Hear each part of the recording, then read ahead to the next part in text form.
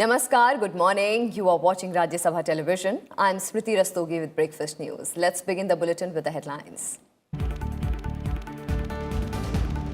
Further discussion on Central Sanskrit University's Bill 2019 to take place in Rajya Sabha. National Commission for Indian System of Medicine Bill 2019 and National Commission for Homeopathy Bill 2019 also on the House's agenda. Discussion to be held on working of railways and MSME ministries.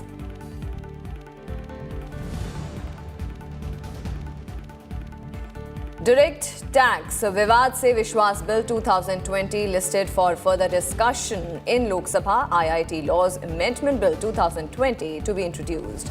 Discussion and voting on demands for grants for Ministry of Social Justice and Empowerment and Ministry of Tourism for 2020-21.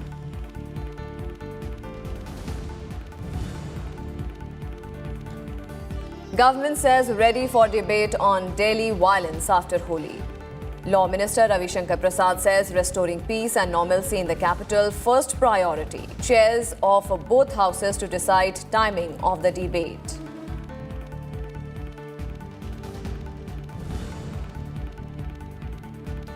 Prime Minister Narendra Modi reviews preparations after 3 fresh cases of coronavirus in India. India issues fresh travel advisory, suspends visa for travellers from 4 countries, restricts export of 26 pharmaceutical ingredients and drugs.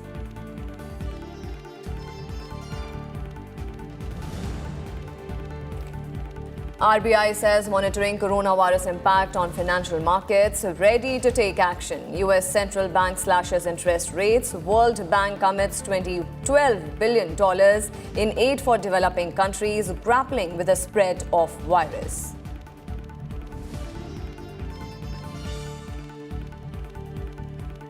A look first at the legislative business in both the houses of the parliament today. The upper house will take up the National Commission for Indian System of Medicine Bill 2019 for consideration and passing.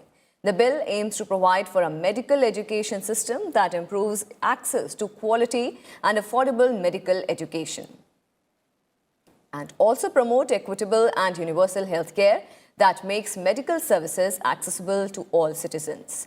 Union Minister Shripad Yesso Naik will move the National Commission for Homeopathy Bill 2019. Aimed to ensure availability of adequate and high-quality homeopathy medical professionals. The House will also continue further discussion on the Central Sanskrit University's Bill 2019. The bill was introduced by HRD Minister Ramesh Pokhriyal Nishank on Monday and is intended to convert 3 deemed to be Sanskrit universities into Central Sanskrit universities.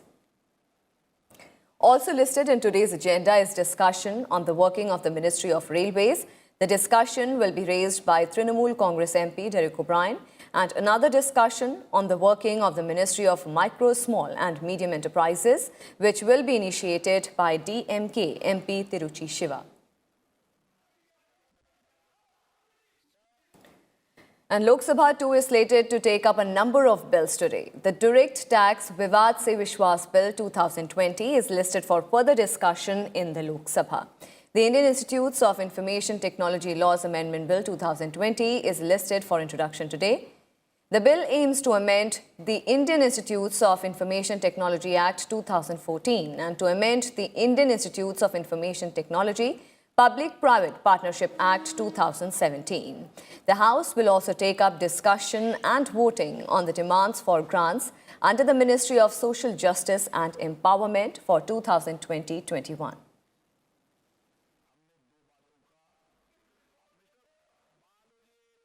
And for more inputs, we'll go across to our correspondent Kriti Mishra, who is joining us live from the Parliament premises. Kriti, how is the day expected to pan out in the Rajya Sabha today? Well, Smriti, you may recall at the commencement of the second half of the budget session of Parliament, Chairman of Rajya Sabha M. Venkaiah Naidu had said that it is important to ensure that there's normalcy and peace in the national capital post the violence that we witnessed in Delhi. And he also said that he will speak to all sides and ensure that there is a discussion on this particular topic to ensure that there are preventive actions and that such incidents do not occur in future. So that was a very important message that was given by Chairman M. Venkaiah Naidu. Even in the Lok Sabha, the government has expressed willingness to discuss this issue post-Holi. So in both houses, it would be decided when these houses would take up discussion on the issue of Delhi violence. But talking about the legislative agenda in the upper house, there are three important bills that are listed for consideration and passage. The Central Sanskrit Universities bill that has already been introduced in the upper house by HRD Minister, and this bill has already been passed by the Lok Sabha. There are two other important bills, the National Commission for Indian System of Medicine and also the National Commission for Homeopathy Bill 2019. Both these bills would be discussed together and the government will ensure the passage of these two important bills. Thereafter, there is also a discussion on the working of the Ministry of MSME and also the working of the Ministry of Railways. So heavy legislative agenda as far as the upper house is concerned. Right. Over to you, Smriti. Right, Kriti. And as far as the legislative business, talking about the legislative agenda in the Lok Sabha, how are the things placed in the lower house? Well, in the lower house, as you know, that this is the budget session of Parliament and the focus of the government is to ensure the passage of budget as well as the demands for grants for various ministries. So in the Lok Sabha today, there is discussion on demands for grants for the Ministry of Social Justice and Empowerment as well as the Ministry of Tourism. And talking about the legislative agenda, a very important bill, which is the Vivad Se Vishwas direct taxes bill that was announced by the Finance Minister in this year's budget speech, that would be taken up for consideration and passage. Remember, this is a very important amnesty scheme, ensuring the dispute resolution for more than 480,000 direct taxes cases that are pending in several tribunals, the High Court as well as the Supreme Court. So this is the focus of the government. There are other important bills like the Mineral Laws Amendment Bill as well as the Aircraft Amendment Bill that is slated to be taken up in the lower house today.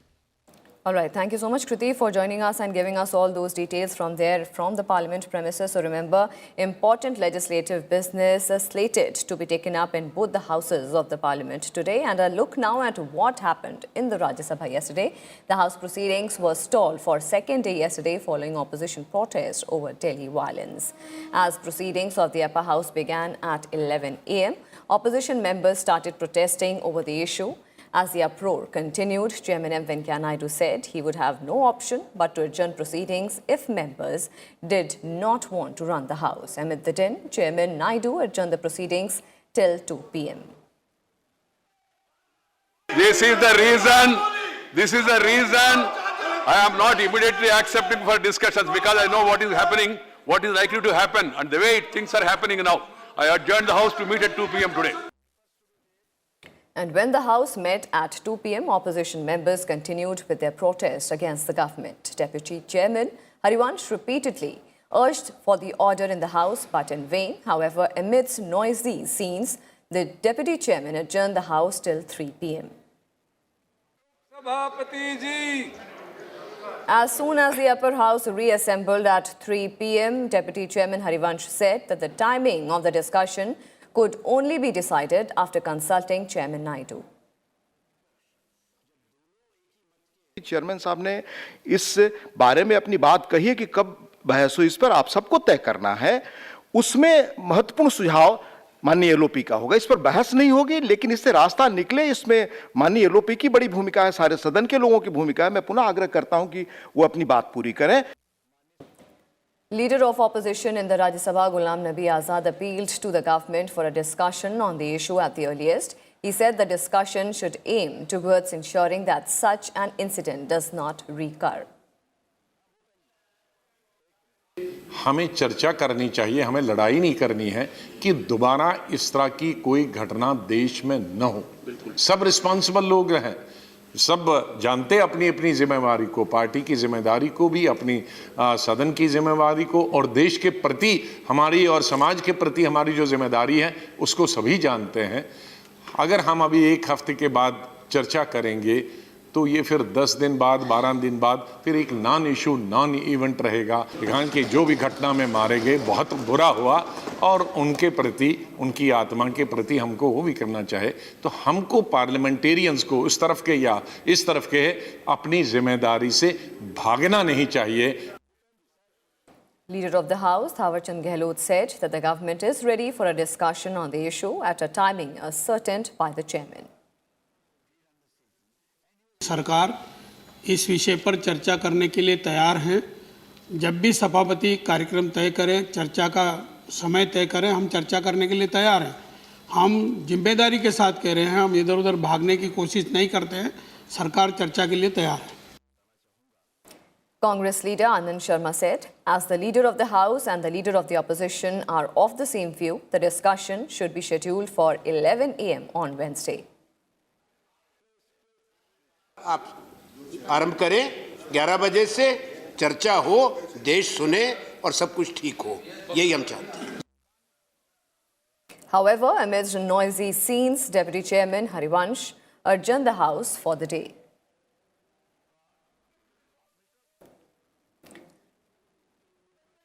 And Lok Sabha also witnessed several adjournments for the second consecutive day amid uproar over the recent violence in Delhi as opposition members sought immediate discussion on the matter. When the House met after the second adjournment at 2 p.m., Lok Sabha Speaker Om Birla said the discussion on Delhi violence would take place on 11th of March, a day after Holi. However, the opposition parties rejected the suggestion and demanded immediate discussion on the issue. इस समय देश की परिस्थिति को देखते हुए मेरा विचार है कि मैं जिन विषयों पर आप कह रहे हैं, आप आज ही मैं व्यवस्था दे देता हूं। और क्योंकि अभी होली का पर्व है, होली सौहार्दपूर्ण तरीके से मने, सबको मने, इस विषय पर चर्चा करने को तैयार है। और सरकार ने कहा है होली के बाद, आफ्टर सेवन के बाद 11 तारीख को इस विषय पर चर्चा होना चाहिए। आपने चर्चा मांगी और सरकार चर्चा को तैयार है। Earlier in the day, due to repeated disruptions, the Lok Sabha Speaker warned that members from both opposition and treasury benches who cross over to the other side during the uproar will be suspended for the entire session. आज सर्वदलीय बैठक के अंदर भी हमने दो बातों का आपस में चर्चा की है। नंबर 1, सदन के अंदर कोई भी, चाहे तेजी बेंच हो चाहे प्रतिपक्ष का बेंच हो, कोई भी माननीय सदस्य इधर से उधर क्रॉस कर कर किसी की सीट पर नहीं जाएगा। और अगर जाएगा, सुन लीजिए, जाएगा तो मैं आसन से व्यवस्था दे रहा हूं, उसको पूरे सत्र के लिए, चलते सत्र के लिए निलंबित करूंगा। Amid noisy scenes, the Speaker allowed Finance Minister Nirmala Sitharaman to introduce the Banking Regulation Amendment Bill 2020. This was vehemently opposed by the opposition, and the agitating members created uproar, leading to the House being adjourned for the day.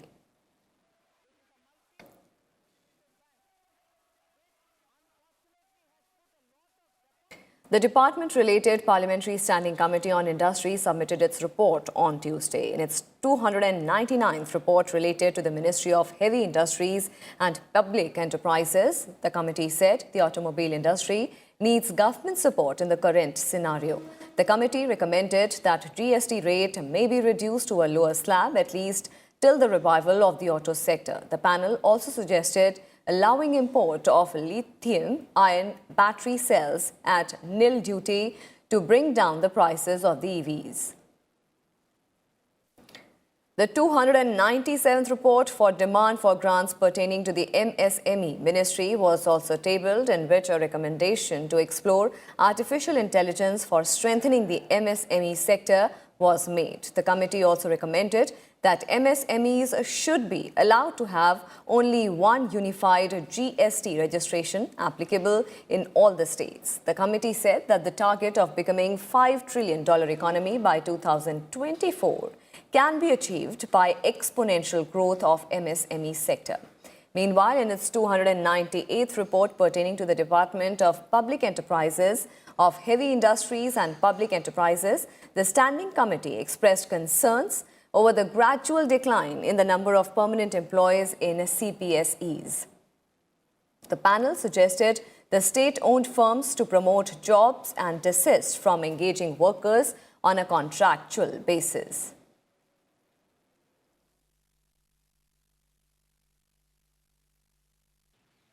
"11 months after formation of Lokpal, the government issued a notification providing the rules and prescribed format for filing complaints with the Anti-Corruption Ombudsman. The notification under Section 59 of the Lokpal and Lokayuktas Act lays down the rules called the Lokpal Complaint Rules 2020. According to the complaint forms, Indian as well as foreign nationals can lodge complaints of alleged corruption against public servants, including the Prime Minister, with the Lokpal. The complainants have to submit a valid proof of identity while filing a complaint. The Lokpal shall dispose of a complaint within 30 days.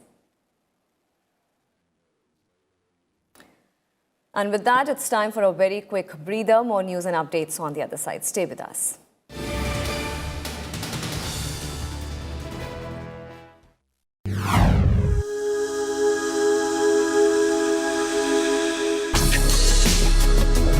Tales that inspire. Stories of social change. A salute to diversity. Promoting public discourse. Events that motivate. Inspiring the innovative spirit. Watch Rajya Sabha television documentaries.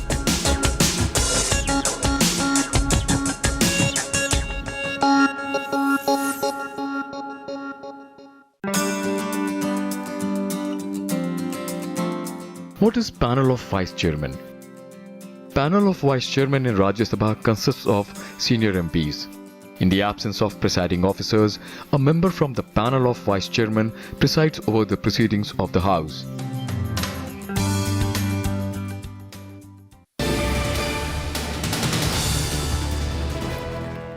Welcome back after the break, and now the latest on the news of coronavirus status. A total of 6 cases of coronavirus have been reported in India, with another 1 to be confirmed. Of these, 3 were from Kerala and 1 each from Delhi, Hyderabad and Jaipur.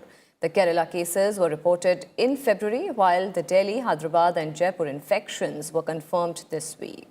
Of the fresh cases, 1 is a Delhi man who had a history of travel to Italy. The second had travel history to Dubai.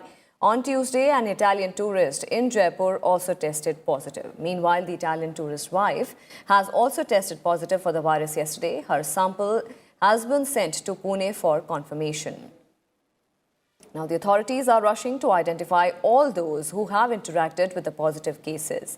A private school of one of the patients where his kids study has been shut down for the remainder of this week. Meanwhile, samples of all 6 people in Noida taken on Tuesday for suspected coronavirus have tested negative.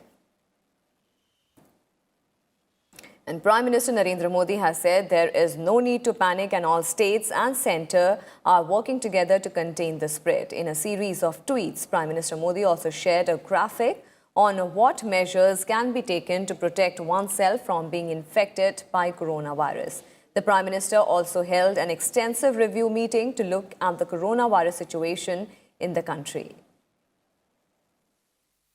And the government has announced temporary suspension of visas and e-visas granted on or before Tuesday to people travelling from Italy, Iran, South Korea and Japan, effective immediately.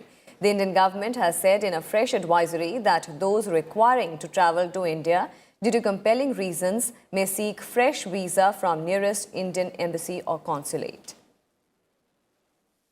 Meanwhile, the DGCA on Tuesday asked airlines and airports to take specific measures such as providing protective gears to crew members and passengers and having multiple hand sanitizing points at terminals. On planes operating on international routes, boarding of passengers for the next flight should begin only after thermal scanning and immigration clearance is completed of disembarking passengers. The authorities on Tuesday ordered the country's vast pharmaceutical industry to stop exporting 26 drugs and drug ingredients, most of them antibiotics, without explicit government permission.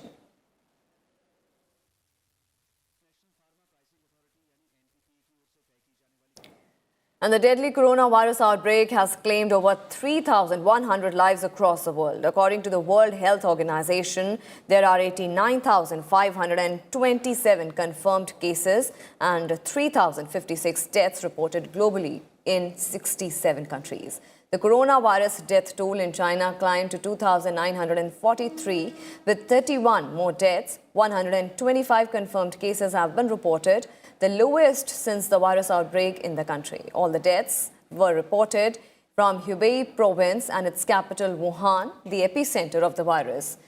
NHC has said that the overall confirmed cases on the Chinese mainland had reached 80,151 by the end of Monday. The virus claimed 77 lives in Iran and 52 in Italy. 7 people have died of the deadly virus in the United States, while South Korea has reported 29 deaths. In Japan, 12 people died of the disease, while 3 people have died of the disease in France. And the World Bank has unveiled a $12 billion aid package on Tuesday that will provide fast-track funds to help countries combat the coronavirus outbreak. Meanwhile, the IMF and the World Bank have decided to hold the gathering of the finance ministers and central bankers to be held in Washington from April 16th to 18th to a virtual format due to the coronavirus epidemic.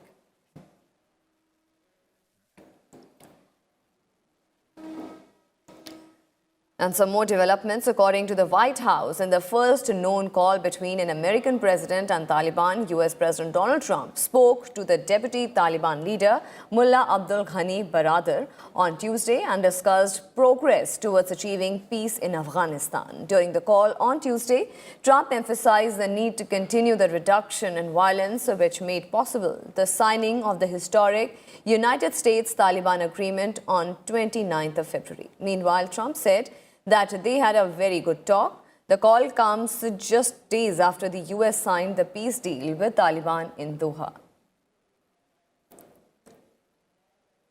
Earlier, the Taliban carried out dozens of attacks on Afghan army bases hours after ending a partial truce with the Afghan administration and throwing into doubt the peace talks between Kabul and the insurgents.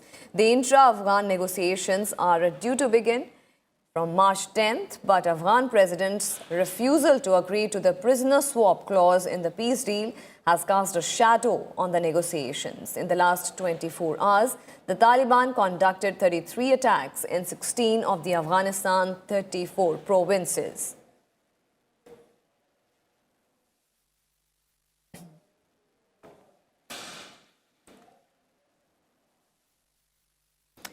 And the Meteorological Department has predicted the impact of western disturbance will continue. It can affect northwest India from today till March 7th, causing light to moderate rains and thunderstorm from March 5th to 7th. It can also be accompanied by strong winds and hailstorm.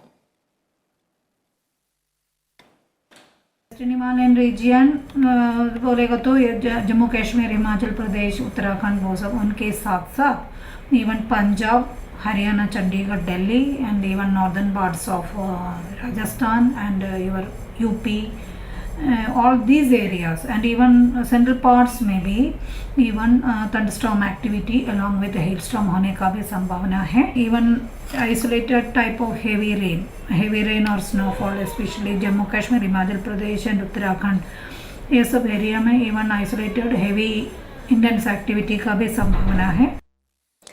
And now let's talk about the environment and climate change.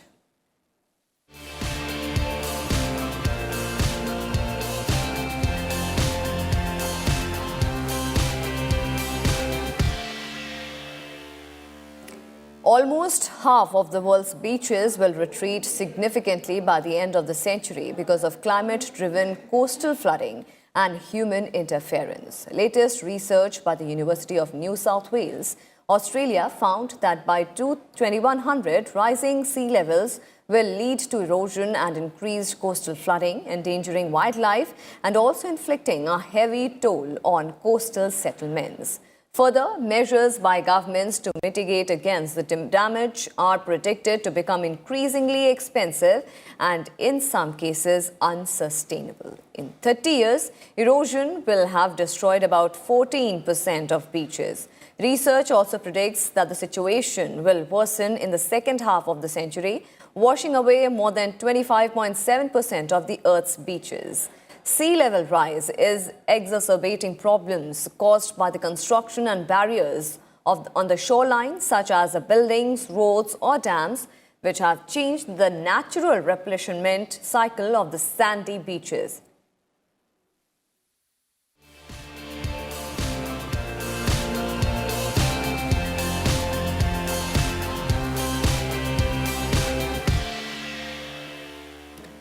And that's all we have for you in this edition. Thank you for watching. Namaskar.